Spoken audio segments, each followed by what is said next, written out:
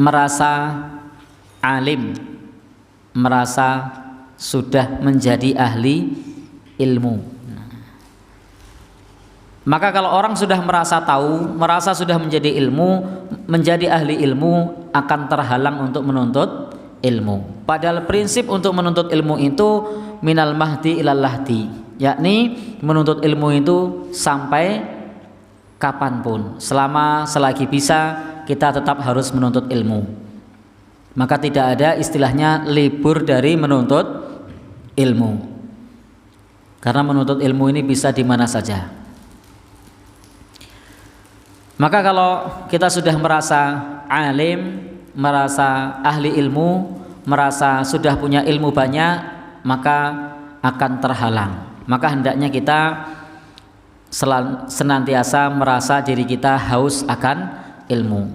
Karena kalau kita sudah merasa alim, merasa berilmu, membaca buku pun kemudian malas. Kenapa? Saya sudah pernah baca. Padahal boleh jadi judulnya sama, penulisnya beda, itu akan mendapatkan ilmu yang berbeda. Maka kalau ada buku baru, meskipun judulnya sama-sama syarah hadis arba'in dengan penulis yang berbeda, yakinlah kalau Anda membacanya akan mendapatkan ilmu yang baru. Sama-sama bedah buku, bukunya sama, disampaikan oleh ustadz yang berbeda, yakinlah kalau kita hadir kita akan mendapatkan ilmu yang baru. Meskipun kitabnya sama, tapi ustadznya beda, insya Allah akan ada ilmu yang baru di sana. Demikian pula pada saat membeli buku, sama-sama buku tafsir, tapi kalau di sana yang satu tafsir Imam At-Tabari, yang satu tafsir Al-Qurtubi misalnya, maka yakinlah di sana kita akan mendapatkan faidah yang baru. Jangan sampai kemudian kita merasa cukup tafsir apa? Surat Yasin udah pernah belajar. Padahal ketika disampaikan oleh ustadz yang lain dengan referensi dan rujukan yang berbeda, insya Allah kita akan mendapatkan ilmu yang lain, akan senantiasa mendapatkan faidahnya. Bapak Ibu yang berbahagia yang dirahmati Allah Subhanahu wa taala, demikian pula di dalam bab ini banyak ayat Al-Quran yang mengatakan fala tuzakku anfusakum, jangan mensucikan diri kalian sendiri. Jadi kita tidak boleh mensucikan diri kita sendiri, menganggap dirinya suci, menganggap dirinya alim.